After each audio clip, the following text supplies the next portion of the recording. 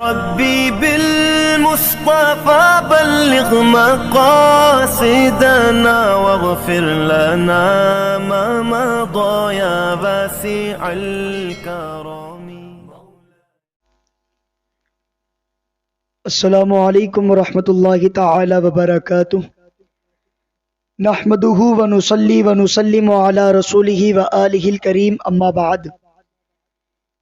انشاءاللہ تعالی آج ہم اور آپ قرآن مجید کی ایک اور مشہور و معروف سورۃ التکاثر کے بارے میں، اس کا تعارف اور اس کا آسان ترجمہ اور مختصر تفسیر سننے کی سعادت حاصل کریں گے.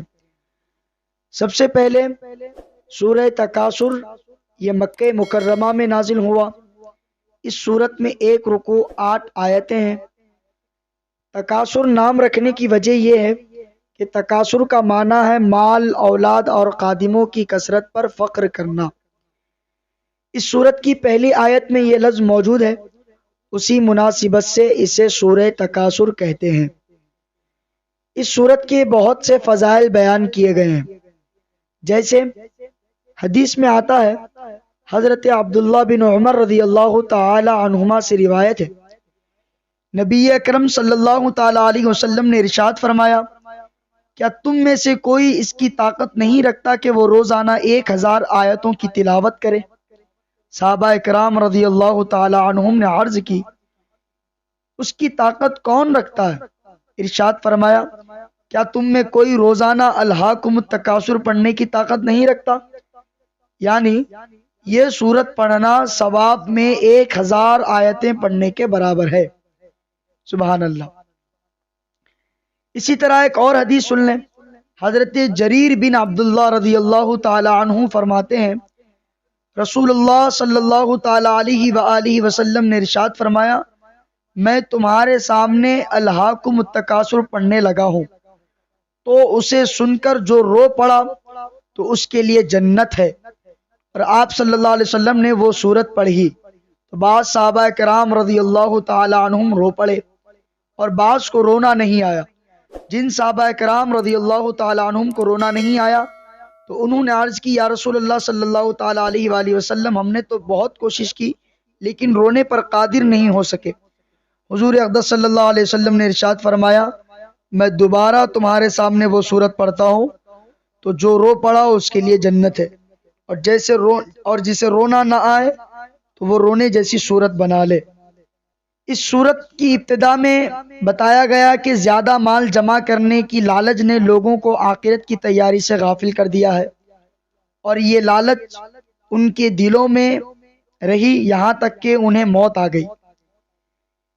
اور دوسرا یہ بیان کیا گیا کہ نزا کے وقت زیادہ مال جمع کرنے کی لالچ رکھنے والوں کو اس کا انجام معلوم ہو جائے گا، اور اگر وہ اس کا انجام یقینی علم کے ساتھ جانتے تو مال سے کبھی محبت نہ رکھتے.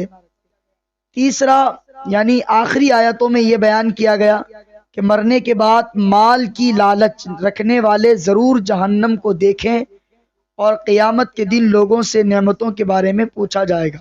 اور تیسرا اس سورت کی آخر میں بتایا گیا کہ مرنے کے بعد مال کی حرص رکھنے والے ضرور جہنم کو دیکھیں گے، اور قیامت کے دن لوگوں سے نعمتوں کے بارے میں پوچھا جائے گا. آئیے سورت کی تلاوت کرتے ہیں اور اس کا آسان مفہومی ترجمہ اور مختصر تفسیر سنتے ہیں.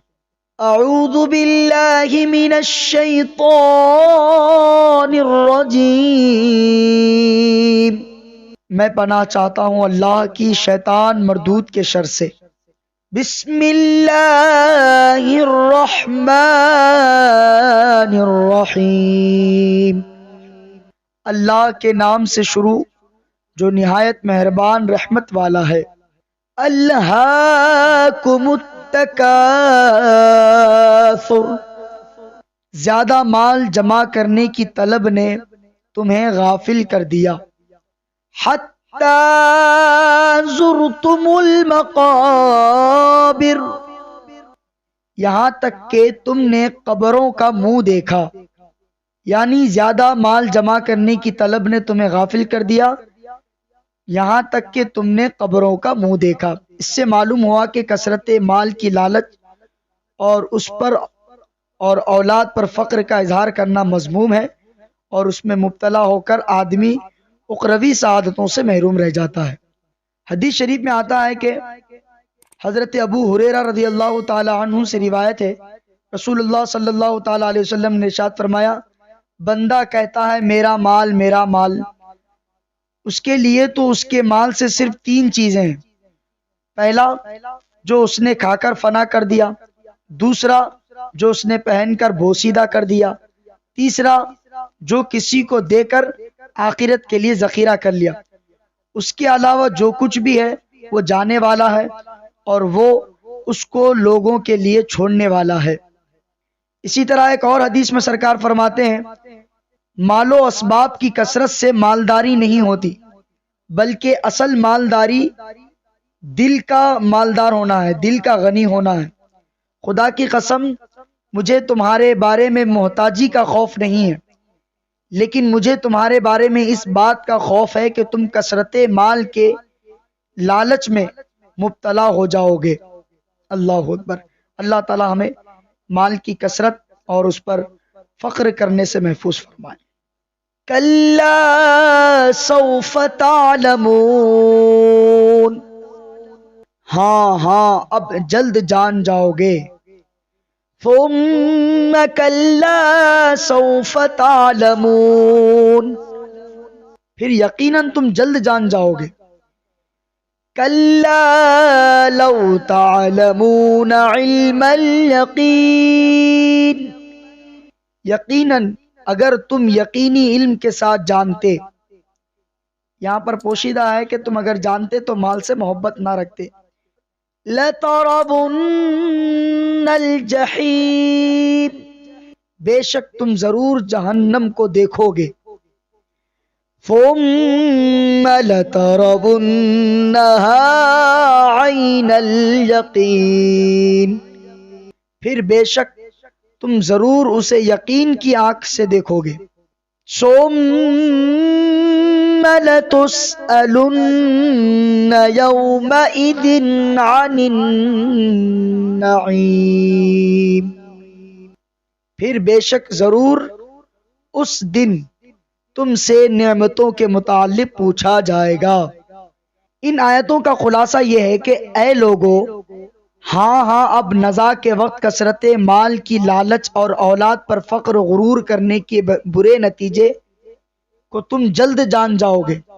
پھر یقیناً تم قبروں میں جلد جان جاؤ گے۔ یقیناً اگر تم مال کی لالچ کا انجام یقینی علم کے ساتھ جانتے تو مال کی لالچ میں مبتلا ہو کر آخرت سے غافل نہ ہوتے۔ بے شک تم مرنے کے بعد ضرور جہنم کو دیکھو گے، پھر بے شک تم ضرور اسے یقین کی آنکھوں سے دیکھو گے، پھر بے شک ضرور قیامت کے دن تم سے ان نعمتوں کے بارے میں پوچھا جائے گا جو اللہ تعالیٰ نے تمہیں عطا فرمائی تھی، جیسے صحت، فراغت، امن، عیش اور مال وغیرہ، جن سے تم دنیا میں لذتیں اٹھاتے تھے، اور ان کے بارے میں یہ پوچھا جائے گا کہ یہ چیزیں کس کام میں خرچ کی، ان کا کیا شکر ادا کیا، اور ان نعمتوں کا شکر ترک کرنے پر انہیں عذاب دیا جائے گا۔ اللہ تعالی ہم تمام کو اللہ تعالیٰ کی نعمتوں کا شکر ادا کرنے کی توفیق عطا فرمائے، اور اللہ تعالیٰ قرآن مجید کا پڑھنا، پڑھانا، سننا، سنانا اور اس کو سمجھنا آسان فرمائے۔